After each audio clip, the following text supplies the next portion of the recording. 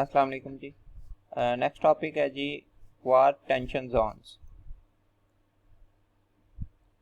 Sizing machine पे 5 tension Jones होते हैं, 1 2 3 4 5। ये हमने देखे भी थे, क्लास में भी देखे थे, लैब में भी देखे हैं मशीन के ऊपर।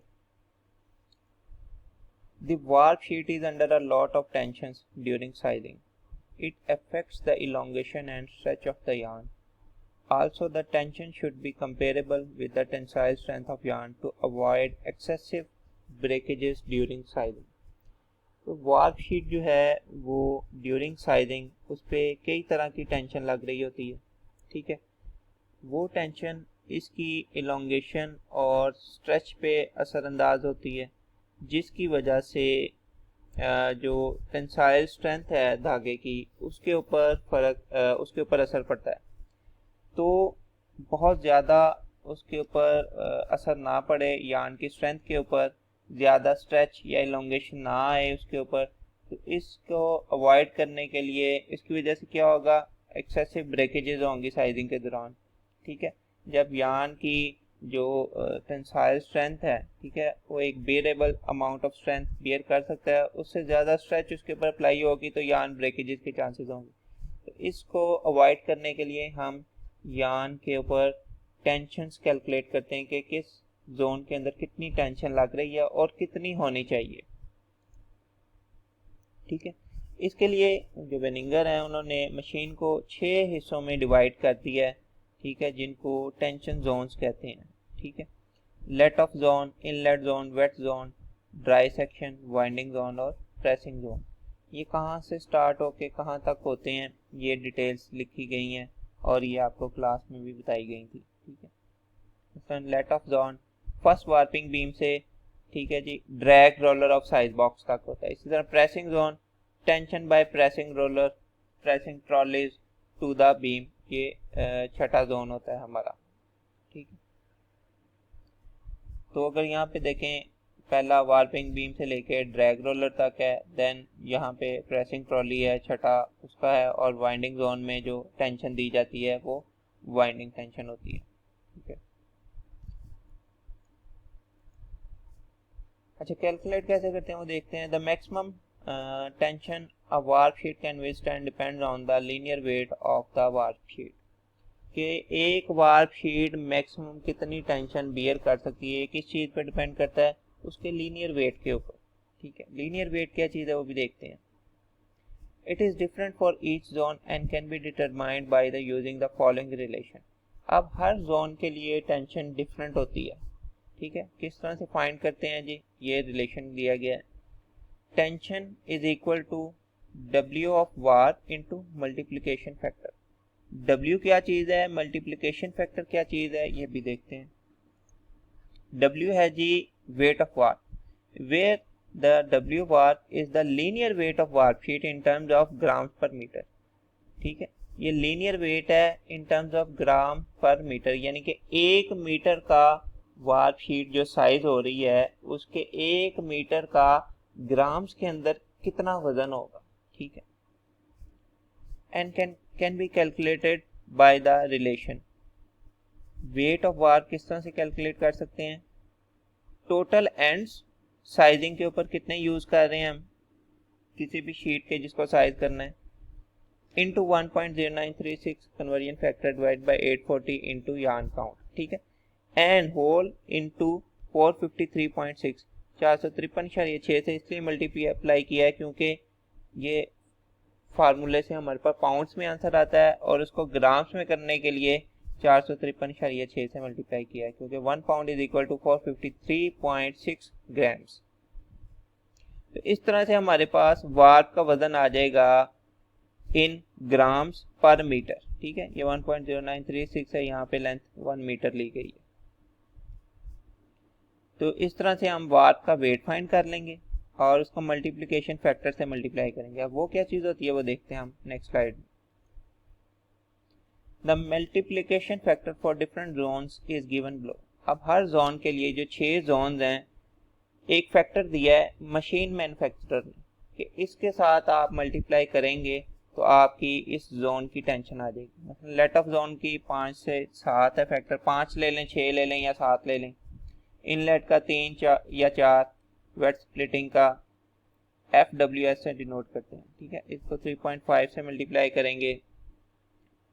Dry tension 14, winding tension 18, 19, 20। मसलन जो ऑपरेटर होता है वो चेक करता है कि 18 से मल्टीप्लाई करके वार वेट को जो टेंशन आई है उतनी दूंगा, फिर वो शीट को चेक करेगा क्या शीट अभी लूज तो नहीं, तो वो 19 से मल्टीप्लाई करके टेंशन थोड़ी ज़्यादा कर सकता है, या मैक्सिमम 20 से मल्टीप्लाई करके वो टेंशन वहाँ पे अप्लाई कर सकता है।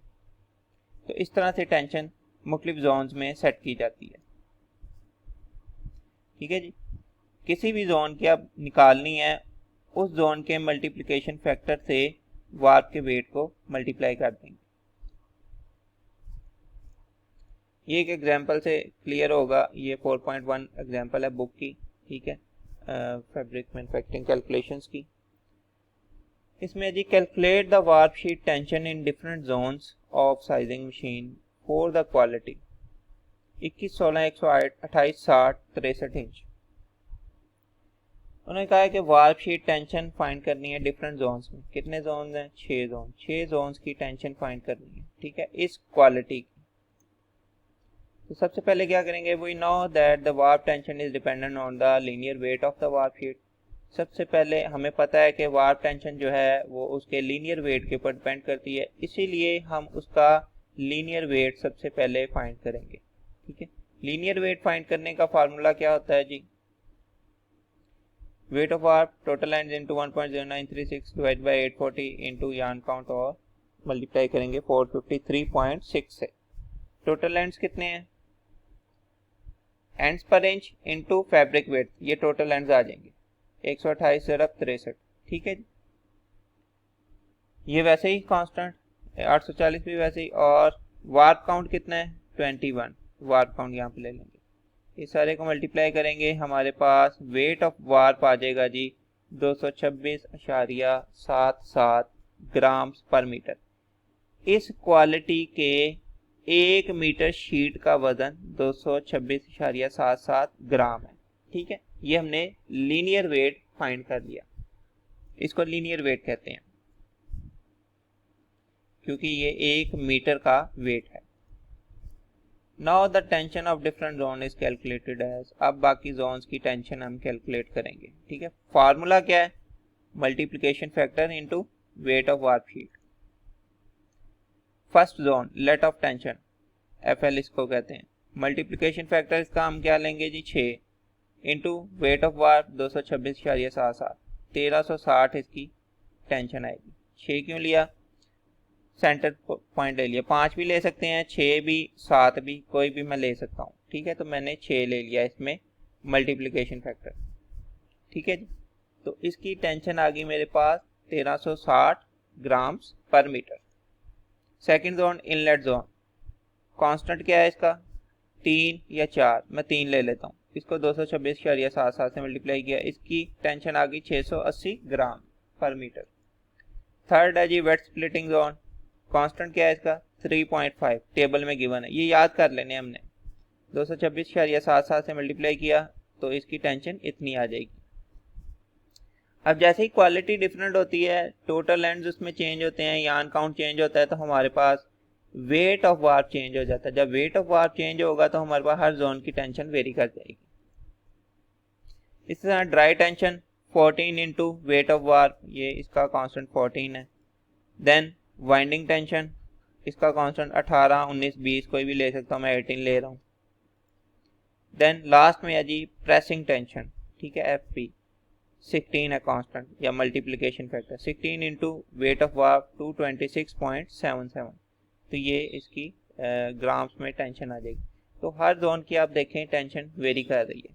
लेट ऑफ की 1360 है, इनलेट की 680, 793। मशीन के पैनल के ऊपर हम हर जोन की टेंशन इन नंबर्स के जरिए फीड करेंगे और मशीन ऑटोमेटिकली, क्योंकि सिंक्रोनाइज्ड होती है, वो अपनी टेंशन स्पीड की वेरिएशन से एडजस्ट कर लेगी हर जोन की, ठीक है। तो इस तरह से मुख्तलिफ जोन्स की वार्प के लिए वार्प शीट के लिए टेंशन डिसाइड की जाती है और मशीन के ऊपर फीड की जाती है। बाकी मज़ीद आप डिटेल्स बुक्स में देखें। ये 2 रिकमेंडेड बुक्स हैं, textile engineering and introduction by Yasir Nawab और fabric manufacturing calculations process and product by Yasir Nawab. इसको आप स्टडी करें, मज़ीद डिटेल आपको मिलेगी इसमें और आपकी अच्छी अंडरस्टैंडिंग हो जाएगी। इसके अलावा भी अगर आपको कुछ ना समझ आए तो आप कमेंट में क्वेश्चन कर सकते हैं, मैं आपको आंसर दे दूंगा उसका इंशाल्लाह।